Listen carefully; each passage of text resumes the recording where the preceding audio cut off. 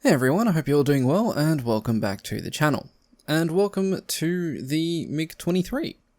Now, the MiG-23 is the new top-tier fighter available to Russia in War Thunder. Now, I really wanted to do an in-depth sim review for this aircraft, because it is gorgeous. It is an absolutely gorgeous looking machine.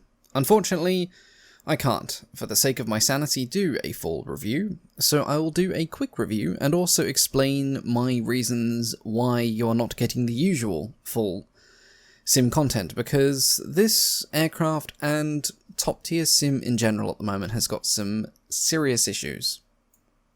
Now, the MiG-23, of course, is a rank 7 vehicle with a battle rating of 11.0. Now, it comes with a plethora of loadout options, the most potent of which are the R60s and the R23R and the R23T air-to-air missiles. Now, the MiG can carry up to 6 R60s at once, or you can substitute 2 of them to be replaced with an R23R and an R23T in a pair of 2. Now, the MiG-23 also comes with something called infrared search and track, which I've already done a short video explaining how it's used. It basically allows you to lock onto and track targets via their heat signature, which can be very useful. In very rare situations, it can also allow you to lock and fire on a target head-on with heat-seeking missiles if the target is hot enough. Usually it isn't, and that tends to not work, but I have seen it happen a couple of times. That being said, the IRST system should make it easier to lock and fire heat seekers on targets in more conventional approach angles. Unfortunately for me, this is where we come to problem number 1. The IRST system, and in fact radar locking as well for the MiG-23, seems to be completely fucking broken for VR users at the moment. I cannot lock or track anything with missiles in VR. Like, I can technically lock them in VR and it will show that they're locked and it will come up in the HUD that they're locked, but then I fire the missile, it'll fly in a straight line for about 200 or 300 meters and then explode. And I thought at first this was just something to do with the R23s, maybe there was an issue with them, but then I was finding I was having the same issue with the R60 missiles when I was locking on a target using the IRST system. So half of the plane's new shiny benefits and features can't be used for VR users, and in fact I've heard reports that there have been general issues with it in sim in general, so that is incredibly disappointing, and it's something that I hope gets fixed in the near future.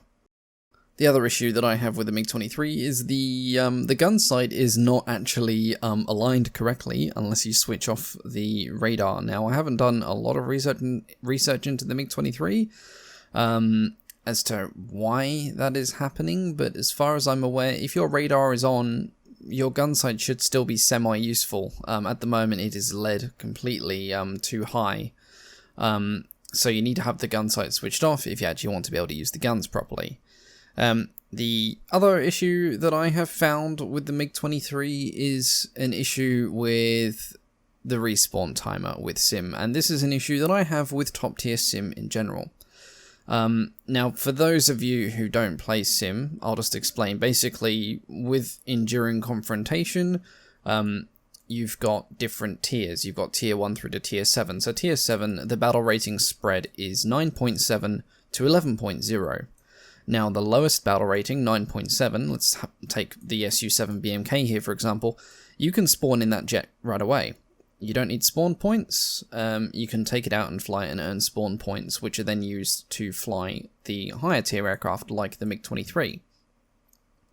Now, the issue is with the MiG-23, it is the highest BR in this tier, so when you get shot down with this, not only is it going to cost you a lot of spawn points to respawn in it, but you also cannot respawn in it for 30 minutes. It essentially gives you a crew lock for 30 minutes in the game. And when you're a content creator and you're trying to do a review on an aircraft and you have limited time each day to do said review and your test drives only last for so long, spending 45 minutes in a game, getting spawn points with your other jets, taking off in the MiG-23, maybe doing one thing, and then either through sheer bad luck or packet loss or just not being a good pilot for a change, you get shot out of the sky, only to have then to wait 30 minutes to try and take it out again to maybe hopefully get some good footage for a video, it is incredibly disheartening. And I hate reviewing top tier jets for this reason, and I hate to say it, I'm probably not going to be reviewing the American F5, even though I have it on test drive. I haven't even flown this yet because I've spent the past week trying to get good footage for the MiG-23. But half the time I forget that radar locking is broken in VR, so I can't really do any footage in VR. I tried doing a couple of games with the TrackIR, but every single time that I finally got into the MiG-23, I either got blown out of the sky within the first 30 seconds, or some horrendous bad fortune would happen, like packet loss.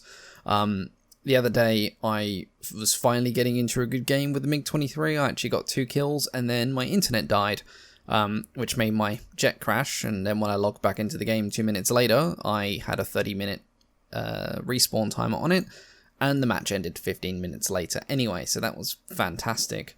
So, yeah, I'm really not happy with the whole spawn time issue with top tier sim. Usually you can get around this, because if you've got a top tier jet or a top tier propeller plane, instead of taking it in that BR bracket and have the 30-minute respawn timer, you could take it into the next tier. So you could take, for example, a 9 point, you could take like a 9.3 jet from EC6 into EC7. So in EC6, the 9.3 jet would have a 30-minute respawn timer, but in EC7 it wouldn't, because it's below the minimum battle rating. So for example, the Yak 38, the premium Yak 38, that's 9.3, so that's top tier in EC6, but you can still take it into EC7 as many times as you want, because it's not going to be a respawn timer.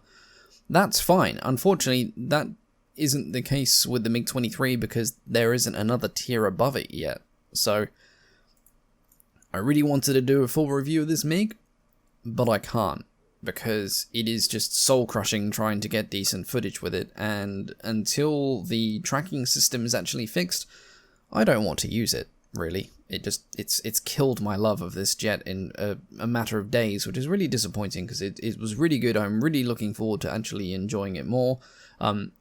Like, flight performance-wise, it handles amazingly. The swept wing means that slower speeds, wings come out, you get good turn rate, high speeds, they sweep back, and you can go, Mach Jesus. And, flight-wise, I love it. Just the weapon systems and everything are trash with the way they've been implemented, and I'm sick of having to wait 30 minutes after bad luck or whatever, and trying to get content for it. So, until something gets changed, I'm probably only going to be doing top-tier jet reviews when, just by sheer luck, I get some good footage from a game, and I'll basically do a post review where I'll just basically comment over the footage, which is usually what happens anyway. So if we get any top tier reviews in the future, that is going to be because I had a very good and lucky day. Otherwise, when I'm doing specific reviews where I wake up and go, oh, I want to review this aircraft, it's not going to be a top tier jet for the foreseeable future, unfortunately. So yeah, a bit of a rant on that today, I'm afraid, but I just wanted to explain the reason why we're not getting a MiG-23 or an F5 review.